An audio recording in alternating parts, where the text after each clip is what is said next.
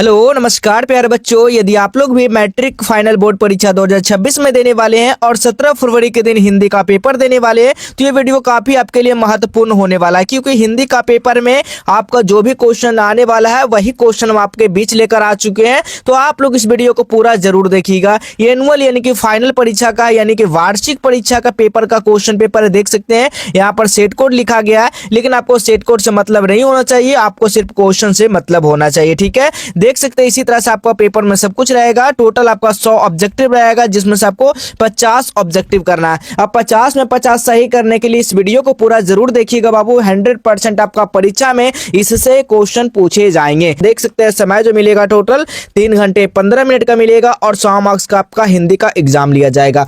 तो आइए पहला नंबर क्वेश्चन देखेंगे बाबू। पहला नंबर क्वेश्चन है, आजकल भारतीय पहनावे बदल गए हैं, इस वाक्य में पहनावे की कौन सी संज्ञा है। यहाँ पर बात किया गया पहनावे की पहनावे की संज्ञा। क्वेश्चन में क्या है, तो पहला नंबर है जातिवाचक संज्ञा है, व्यक्तिवाचक संज्ञा, भाववाचक संज्ञा, समूहवाचक। तो देखिए कभी व्यक्ति का तो इसमें बोध नहीं हो रहा है, ना ही भाव का बोध हो रहा है, ना ही समूह का बोध हो रहा है। तो क्या हो रहा है, तो हमारा जाति का बोध हो रहा है। पहनावे यानी कि वस्त्र का बात किया जा रहा है, तो हमारा जातिवाचक संज्ञा होगा। तो ऑप्शन नंबर यहाँ पर ए बिल्कुल सही हो जाएगा, क्योंकि पहनावे किसी एक व्यक्ति के कपड़े नहीं है, बल्कि कपड़े की पूरी जाति जो है वर्ग को दर्शा रहा है ना। तो इसका सही जवाब ऑप्शन नंबर ए हो जाएगा। नेक्स्ट क्वेश्चन देखिएगा, मैं आप चला जाऊंगा, इस वाक्य में आप कौन सा सर्वनाम है। यानी कि मैं आप चला जाऊंगा, इस वाक्य में कौन सा सर्वनाम है मेरे दोस्त, तो ये निजवाचक है। ठीक है, मैं अब चला जाऊंगा यानी कि निजवाचक का प्रयोग हो रहा है। जब आप शब्द का प्रयोग खुद के लिए करते हैं तो यानी कि स्वयं के लिए किया जाता है, तो वो हमेशा निजवाचक में ही आता है। ठीक है, क्योंकि यहाँ पर आप शब्द हो रहा है, मैं आप शब्द का प्रयोग हो रहा है, तो हमारा क्या होगा, निजवाचक का प्रयोग हो रहा है। नेक्स्ट क्वेश्चन देखिएगा, परिवेशन शब्द किसकी विशेषता बताता है। परिवेशन जो शब्द है ना, वो किसकी विशेषता बताता है मेरे दोस्त, तो याद रखिएगा विशेषण का ही विशेषता बताता है। तो इसका करेक्ट जवाब होगा ऑप्शन नंबर यहाँ पर सी हो जाएगा, क्योंकि परिवेशन वे शब्द होते हैं जो विशेषण के भी विशेषता बताते हैं, जैसे कि बहुत सुंदर में बहुत। ठीक है, ये क्या बता रहा है, विशेषता बता रहा है। ठीक है, तो हमारा राइट आंसर जो होगा ऑप्शन नंबर सी हो जाएगा। नेक्स्ट क्वेश्चन देखिएगा, मीरा को जिंदगी से बहुत घृणा है। मीरा जो है ना, किससे, तो जिंदगी से बहुत घृणा, इस वाक्य में किस कारक की विभक्ति है, बताना है किस कारक की विभक्ति है मेरे दोस्त। तो याद रखिएगा अपादान कारक। ठीक है, मीरा को अपादान से, ठीक है, मीरा को जिंदगी से यानी कि अपादान से क्या यहाँ पर आ रहा है, तो सही जवाब होगा ऑप्शन नंबर बी हो जाएगा। ठीक है, क्योंकि यहाँ घृणा का जो है भाव है, जहां अलग व यानी कि डर हो रहा है, घृणा से भाव हो रहा है, तो वो हमारा अपादान हो जाएगा। ठीक है, क्योंकि अपादान से कर्ता ने कर्म को, ठीक है, इसी तरह से देखिएगा तो अपादान से यानी कि अपादान आ रहा है, तो right answer option number B होगा। नेक्स्ट क्वेश्चन देखिएगा, भूतकाल कितने प्रकार के होते हैं मेरे दोस्त। भूतकाल जो होते हैं हिंदी में मानिएगा तो 6 प्रकार का होता है। ठीक है, याद रखिएगा आप लोग कितने प्रकार के, तो 6 प्रकार का होता है। ऑप्शन नंबर यहाँ पर डी हो जाएगा। अगला क्वेश्चन देखिएगा, अगला क्वेश्चन क्या है, व्यायाम का संधि विच्छेद क्या है। व्यायाम का संधि विच्छेद पूछा गया है, यह संधि विच्छेद का उदाहरण है। ठीक है, तो व्यायाम, ठीक है, तो इसे राइट आंसर के बी जोड़ आम क्या होगा, वी जोड़ क्या होगा, आयाम। ठीक है, यानी कि व्यायाम हो जाएगा। इसका राइट जो आंसर होगा ऑप्शन नंबर यहाँ पर बी हो जाएगा। नेक्स्ट क्वेश्चन देखिएगा, 7 नंबर क्वेश्चन, नीरव का संधि विच्छेद क्या है, बताना है। नीरव का संधि विच्छेद पूछा गया है मेरे दोस्त, तो नीह जोड़ रब हो जाएगा। क्या होगा, नीह जोड़ रब। ठीक है, कहाँ पे है, तो ऑप्शन नंबर देखिए, तो नी देखिए इस तरह से नी है, वो इस तरह से नी है। ठीक है, तो हमारा राइट आंसर जो होगा ऑप्शन नंबर बी हो जाएगा।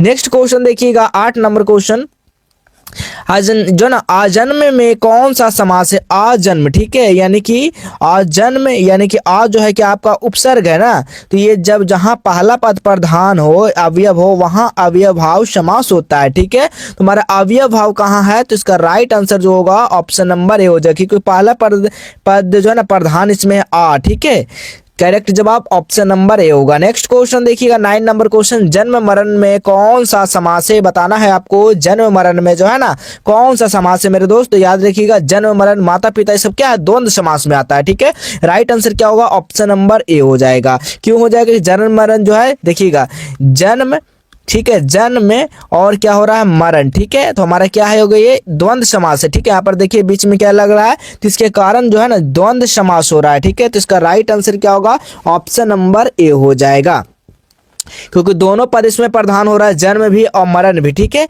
तो दोनों पद जब प्रधान होगा उसके बीच में जो है वो और जो लोप है उसके कारण क्या होगा, द्वंद्व समास होगा। ठीक है, यानी कि और इसमें है, बीच में क्या लग रहा है हमारा, और हो रहा है, तो उसका लोप है, तो इसके कारण जो होगा वो द्वंद्व समास होगा। नेक्स्ट क्वेश्चन देखिएगा, निस्तेज में कौन सा उपसर्ग होगा, यहाँ पर उपसर्ग पूछा गया है, तो निस जो होगा ना वो क्या होगा, उपसर्ग हो जाएगा। राइट आंसर क्या होगा, तो ऑप्शन नंबर यहाँ पर सी हो जाएगा। निस्तेज में जो है क्या है, निस उपसर्ग लगा है, ये संधि नियम से सा और जो ना तलब में यहाँ पर इस सा का प्रयोग किया जा रहा है। ठीक है, वो विसर्ग हो जाता है, इसके कारण जो है निस जो होगा वो हमारा उपसर्ग हो जाएगा। नेक्स्ट क्वेश्चन देखिएगा, बुढ़ापा में कौन सा उपसर्ग होगा, तो बुढ़ापा। ठीक है, उपसर्ग का बात किया गया इसमें, तो आपा जो होगा उपसर्ग, बुढ़ापा। ठीक है, तो बुढ़ापा जो है इसमें उपसर्ग पूछा गया, कौन सा होगा इसमें उपसर्ग बुढ़ापा में, तो इसमें उपसर्ग पूछने का जगह जो है ना क्या होगा, प्रत्यय पूछना चाहिए। ठीक है, उपसर्ग आगे लगता है, प्रत्यय का बात इसमें करना चाहिए ना, तो इसका जो राइट आंसर होगा वो मूल शब्द जो होगा वो प्रत्यय पूछना चाहिए, तो इसमें शायद वो गलत हो गया, यहाँ पर कोई दिक्कत नहीं है। ठीक है, यहाँ पर आपको प्रत्यय करना होगा, तो बुढ़ापा में क्या होगा, आपा जो हो जाएगा आपका प्रत्यय हो जाएगा। राइट आंसर क्या होगा, ऑप्शन नंबर सी होगा। चलिए नेक्स्ट क्वेश्चन देखिएगा, निम्नलिखित शब्दों में से कौन सा शब्द शुद्ध है, इसमें से शुद्ध का बात किया गया है, अश्वास जो होगा ना वो कौन सा बिल्कुल शुद्ध होगा मेरे दोस्त, तो याद रखिएगा अश्वास। ठीक है, आप लोग इसका कॉमेंट में आंसर दीजिएगा कि कौन सा इसमें से आपका सही है। चलिए 12 नंबर का रहा आपका HW, देखते हैं कितने विद्यार्थी इसका आंसर देते हैं, इसी से पता चल जाएगा कि आप लोग वीडियो को पूरा देख रहे हैं कि नहीं देख रहे हैं, आधा अधूरा तो नहीं देख रहे हैं इस वीडियो को, इसी से सब कुछ पता चल जाएगा मेरे दोस्त। ठीक है, देखते हैं कितने विद्यार्थी इस वीडियो पे कमेंट करते हैं, लेकिन हमें कमेंट लाइक से बिल्कुल नहीं मतलब है, हम लोग को बस यही काम है कि आप लोग तक इस वीडियो को पहुंचाना, और आप लोगों का काम है इस वीडियो को पूरा देखना। ठीक है, तो आप लोग इस वीडियो को पूरा जरूर देखेंगे। चलिए नेक्स्ट क्वेश्चन है, निम्नलिखित शब्दों में से कौन सा शब्द शुद्ध है, यहाँ पर शुद्ध का बात किया गया मेरा दोस्त, आप लोग बताइएगा इसमें से शुद्ध कौन सा हो जाएगा, तो शुद्ध वाक्य जो पूछा गया चरमो जो ना चरमो कर्तश, यानी कि इसमें कौन सा सही है, तो बिल्कुल आपका ऑप्शन नंबर ए हो जाएगा, बिल्कुल सही जवाब। नेक्स्ट क्वेश्चन देखिएगा, निम्नलिखित वाक्यों में से कौन सा शब्द शुद्ध है, शुद्ध का बात किया गया है, तो इसमें से शुद्ध है कौन सा वाक्य है, तो पढ़कर हम लोग चलिए देखते हैं। यह बालक कहाँ जा रहे हैं, बच्चा क्या समाचार है, बच्चा का क्या समाचार है, फूलों की एक माला ला लीजिए, फूलों की एक माला ला लीजिए, लता 2 चिट्ठी लिखिए, तो ऑप्शन नंबर यहाँ पर सी बिल्कुल सही जवाब हो जाएगा। ठीक है, अगला क्वेश्चन देखिएगा, 15 नंबर क्वेश्चन क्या पूछा गया है जी, अक्ल पर पत्थर पड़ना, मुहावरे का सही अर्थ क्या है, अक्ल पर पत्थर पड़ना ना, तो अक्ल पर पत्थर पड़ना यानी कि कहना कि बुद्धि का उपयोग न करना, यानी कि बुद्धि को भ्रष्ट होना। ठीक है, यानी कि राइट आंसर जो होगा ऑप्शन नंबर डी होगा। चलिए अगला क्वेश्चन है, आधुनिक सभ्य समाज श्रम विभाजन को आवश्यक क्यों मानता है मेरे दोस्त, बताना है, तो इसका सही जो जवाब हो जाएगा कार्य कुशल के लिए मानता है ना, तो इसका राइट आंसर क्या होगा, ऑप्शन नंबर ए हो जाएगा।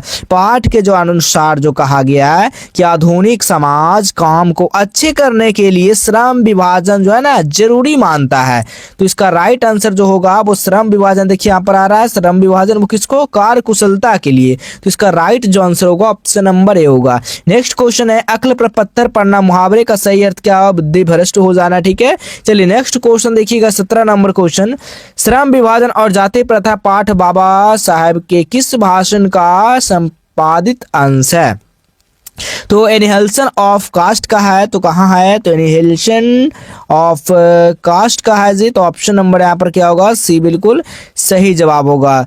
ठीक है, तो इसका राइट जो आंसर होगा ना वो 17 का सी हो जाएगा। यह अंबेडकर जी का प्रसिद्ध क्या है, भाषण है और संपादित अंश भी है, तो इसका राइट आंसर सी होगा। अगला क्वेश्चन है, ऐसे ही लड़के आगे चलकर गुंडे चोर डाकू बनते हैं, यह पंक्ति कहानी को या के किस पात्र ने कही है, तो बिल्कुल 18 का जो राइट आंसर हो जाएगा वो क्या होगा, सेन साहब का हो जाएगा, right answer option number C. चलिए अगला क्वेश्चन देखिएगा, किसके अध्ययन क्षेत्र में भारत के कारण नवजीवन का संचार हो चुका है? किसके कारण? तो नीति का था। तो इसका राइट जो आंसर होगा ऑप्शन नंबर यहाँ पर बी हो जाएगा। चलिए अगला क्वेश्चन देखिएगा, 20 नंबर क्वेश्चन मेरे दोस्त, सहजात वृत्तियां किसे कहते हैं? सहजात जो वृत्तियां हैं ना वो किसे कहते हैं मेरे दोस्त? तो वो किसे कहते हैं?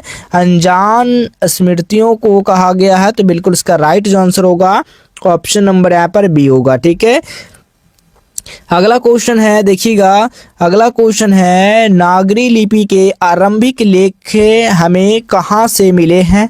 तो बिल्कुल याद रखिएगा दक्षिण भारत से मिले हैं मेरे दोस्त। किससे? तो दक्षिण भारत से। सही जवाब ऑप्शन नंबर सी हो जाएगा। अगला क्वेश्चन देखिएगा जी, अगला क्वेश्चन है बेतमा दानपत्र किस समय का था? बेतमा जो दानपत्र था ना वो किस समय का था? तो 1020 ईस्वी का दानपत्र था। इसका right answer option number A होगा। अगला क्वेश्चन है बहादुर लेखक के घर से अचानक क्यों और कहां चल गया? क्यों, क्या चल गया? ठीक है, तो बिल्कुल याद रखेंगे यहाँ पर जो होगा स्वयं के प्रति क्या होगा? स्वयं के प्रति लेखक तथा उसके घर वालों के व्यवहार में आए परिवर्तन के कारण वो क्यों कहाँ चला गया? तो ठीक है, तो इसके कारण जो है चला गया। तो ऑप्शन नंबर सी होगा। नेक्स्ट क्वेश्चन देखिएगा, 24 नंबर क्वेश्चन, साहित्य की परंपरा का पूर्ण ज्ञान किस व्यवस्था में संभव है? तो ये जो है ना समाजवादी व्यवस्था में संभव है। तो इसका राइट जो आंसर होगा तो ऑप्शन नंबर यहाँ पर सी होगा मेरे दोस्त। राइट आंसर सी बिल्कुल सही होगा।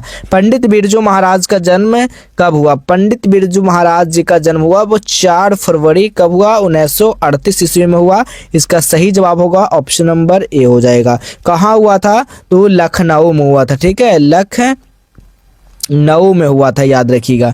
चलिए अगला क्वेश्चन देखिएगा, 26 नंबर क्वेश्चन, ला माता मोजेल द अविन्यो किसकी कृति है? बताना है मेरे दोस्त ये किसको कृति है? तो पिकासो का है ना।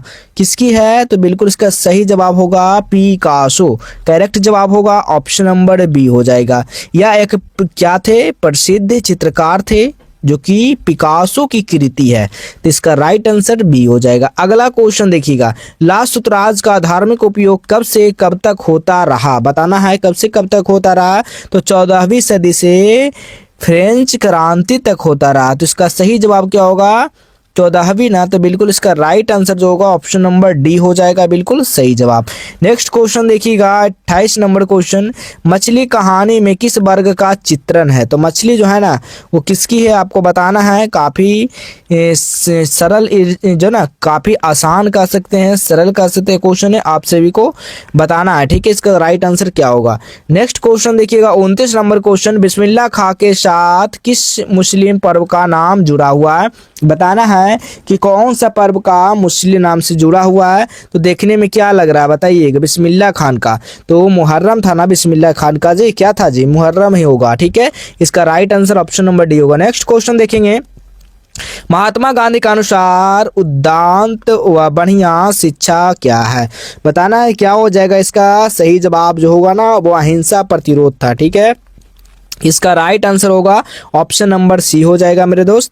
नेक्स्ट क्वेश्चन देखिएगा, वाणी कब 20 के समान हो जाता है? तो वाणी जो है ना राम नाम के बिना 20 के समान हो जाता है मेरे दोस्त। ऑप्शन नंबर ए होगा। गुरु नानक के अनुसार ईश्वरीय शक्ति के बिना जो है ना वाणी क्या हो जाता है? 20 के समान यानी कि जहर के समान हो जाता है। यदि आपको PDF फाइनल चाहिए, जो भी आपको पढ़ाया जाता है उसका PDF चाहिए, तो कहाँ से आप लोग ले सकते हैं? इसके लिए आपको नीचे जो है ना डिस्क्रिप्शन में एक लिंक दिया होगा। ठीक है, व्हाट्सएप चैनल का, उस लिंक पे आपको क्लिक कर जुड़ जाना है और सीधा वहाँ से आप लोग PDF को डाउनलोड कर सकते हैं। ठीक है, तो वहीं पर आपको दिया जाएगा इस PDF पैनल को, जो भी जिसका आंसर के साथ है, आंसर के साथ आपको वहाँ पर देखने को मिल जाएगा। चलिए अगला क्वेश्चन देखिएगा, रसखान के रचना का जो ना रचना काल के समय किस राज्य काल था? बताना है किसका राज्य काल था मेरे दोस्त। तो बिल्कुल याद रखिएगा जहांगीर का था। तो बिल्कुल इसका सही जवाब होगा ऑप्शन नंबर सी। अगला क्वेश्चन है, कवि ने पराजन्य किसे कहा है? कवि ने जो है ना पराजन्य किसे कहा है मेरे दोस्त? तो बादल को कहा है। तो इसका राइट आंसर क्या होगा? ऑप्शन नंबर सी होगा। अगला क्वेश्चन है, प्रेमधन अपना आदर्श किसे मानते थे? प्रेमधन जो है ना अपना आदर्श जो मानते थे वो भारतेंदु हरिश्चंद्र को जी को मानते थे। तो इसका राइट जो जवाब होगा ऑप्शन नंबर डी हो जाएगा। चलिए अगला क्वेश्चन देखिएगा, भारत माँ के श्रेष्ठ मुख की तुलना कवि ने किसकी की है? तो याद रखिएगा छायायुक्त चंद्र की है। तो छायायुक्त चंद्र कहाँ है? ऑप्शन नंबर डी में हो जाएगा। नेक्स्ट क्वेश्चन है मिट्टी की अवोध मूर्ति कौन है? मिट्टी का जो अवोध मूर्ति जो है वो कौन है? जनता है। सही जवाब ऑप्शन नंबर बी हो जाएगा। नेक्स्ट क्वेश्चन है हिरोशिमा कविता किसका चित्रण करती है? तो हिरोशिमा जो होगा ना वो आधुनिक सभ्यता दुर्दशा जो है ना मानवीय विभीषिका का है। तो इसका राइट आंसर क्या होगा? ऑप्शन नंबर यहाँ पर क्या होगा? डी हो जाएगा ना, बिल्कुल डी होगा। नेक्स्ट क्वेश्चन है एक वृक्ष की हत्या कविता किस काव्य संग्रह से संकलित है मेरे दोस्त? तो बताना है। तो इसका सही जो जवाब हो जाएगा ना वो इन दिनों से। तो right answer option number C हो जाएगा। अगला क्वेश्चन है गरीब बस्तियों में क्या हुआ? तो गरीब बस्तियों में जो है ना धमाके से देवी जागरण हुआ। तो कहाँ धमाके से देवी जागरण? ऑप्शन नंबर सी में दिया गया। नेक्स्ट क्वेश्चन है सुदृष्टि की विकास कथा का प्रथमाक्षर क्या है? तो बताना है इसका प्रथमाक्षर जो होगा ना वो क्या होगा? तो विफलता पर छलके आंसू। ठीक है, विफलता पर छलके आंसू कहाँ पर दिया गया है? देखिएगा ऑप्शन नंबर यहाँ पर सी में दिया गया है। चलिए नेक्स्ट क्वेश्चन देखिएगा 41 नंबर क्वेश्चन लौटकर आऊंगा फिर कविता किस कवि द्वारा भाषांतरित की गई है? तो ये भाषांतरित जो की गई जीवनानंद दास जी के की गई, क्योंकि उनकी ये प्रसिद्ध कविता है मेरे दोस्त। ठीक है, तो इसका राइट जो आंसर होगा ऑप्शन नंबर ए हो जाएगा। नेक्स्ट क्वेश्चन देखिएगा आप लोग 42 नंबर क्वेश्चन मेरे बिना तुम पर वो किस भाषा से अनुदित है?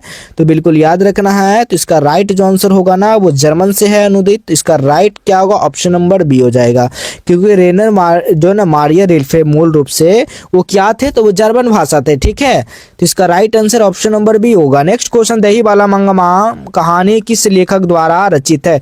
दही वाला जो मंगमा थे ना वो कहानी जो है ना वो किस लेखक द्वारा लिखा गया है? ये पूछा गया आपसे। तो श्रीनिवास द्वारा ये लिखा गया है मेरे दोस्त। याद रखिएगा इसका करेक्ट जवाब ऑप्शन नंबर ए हो जाएगा, क्योंकि दही वाला मंगमा का जो लेखक है ना वो श्रीनिवास जी हैं। नेक्स्ट क्वेश्चन है मंगमा की बहू का क्या नाम था? तो सभी को पता होगा कि मंगमा का बहू का नाम था नजम्मा। ठीक है, क्या था? नजम्मा। ठीक है, इसका राइट आंसर क्या होगा? ऑप्शन नंबर ए हो जाएगा। रंगरप्पा क्या था? एक लंपटे जुआड़ी था। ठीक है, रंगप्पा। अगला क्वेश्चन देखिएगा 45 नंबर क्वेश्चन ढाते विश्वास कहानी किस लेखक द्वारा अनुदित? ढाते विश्वास का बात किया गया तो राजेंद्र प्रसाद, यानी किसका सही जवाब होगा? Option number A. Next question है माँ कहानी किस लेखक द्वारा रचित है? माँ कहानी जो है ना वो किस लेखक द्वारा रचित है आपको बताना है। तो इसका करेक्ट जवाब क्या होगा बताइएगा आप लोग, फटाफट इसका जवाब दीजिए क्या होगा। तो 46 का जो राइट आंसर हो जाएगा ना वो क्या होगा? तो माँ कहानी का लेखक ठीक है श्रीनिवास होगा, सातकोड़ी होगा, ईश्वर पेटलिकर होगा, सुजाता होगा। आप लोग बताइए कमेंट में इसका जवाब आप लोग दीजिएगा कि इसका आंसर क्या होगा। देखते हैं कितने विद्यार्थी इसका आंसर कर पाते हैं।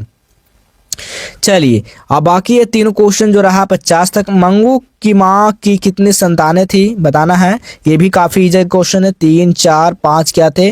नगर कहानियां किस भाषा से अनुदित है? नगर कहानियां भी आपको पता होगा। ये भी काफी आसान क्वेश्चन आप लोग बताइएगा। ये चारों जो क्वेश्चन है वो काफी इजी क्वेश्चन है ठीक है, क्योंकि हमको ये पता करना है मेरे दोस्त ये चारों क्वेश्चन से कि आप लोग जो है ना इस वीडियो को कितना देख रहे हैं ठीक है, और कितना कॉमेंट कर रहे हैं इस वीडियो में कि आपने जो सही जवाब दिया या गलत जवाब दिया। इससे ये पता चलेगा कि आपने जो भी कॉमेंट कर रहे हैं बस उन्हीं को जेन्युइन के मानेंगे इससे वीडियो पर, क्योंकि वो लोग फुल वीडियो देखें तभी वो लोग कॉमेंट कर रहे हैं कि हमने इसका जवाब ये दिया। चाहे वो गलत दे वो सही दे, उन्हीं को यहाँ पर सही माना जाएगा। अन्यथा जो कमेंट यहाँ पर नहीं कर रहे हैं उनको सिर्फ ये जानेंगे कि वो सिर्फ वीडियो पे आ रहे हैं, क्लिक कर रहे हैं, कुछ देरी देख रहे हैं, उसके बाद वो चले जा रहे हैं ठीक है। लाइव क्लास के चक्कर में वो जा रहे हैं, कोई बात नहीं, क्योंकि समय आप लोग को काफ़ी कम बचा है। उसी में आपको तैयारी काफ़ी बेहतर भी करनी है और ज़्यादा भी करनी है और समय को भी बचानी है। तो समय बचाने के लिए आपको यहाँ पर इस तरह का वीडियो दिया जा रहा है, तो आप लोग इस वीडियो को पूरा देखिएगा ठीक है। पप्पा ती की उम्र क्या थी? तो सभी को पता होगा, बताइएगा पप्पा ती की क्या उम्र थी? 10, 11, 12, 14 क्या थी? देखिए कितना इजी क्वेश्चन है। धरती कब तक घूमेगी कहानी किस लेखक द्वारा अनुदित है? तो ये भी देखिए काफी जो ना सही इजी कह सकते हैं। शाबाश दैया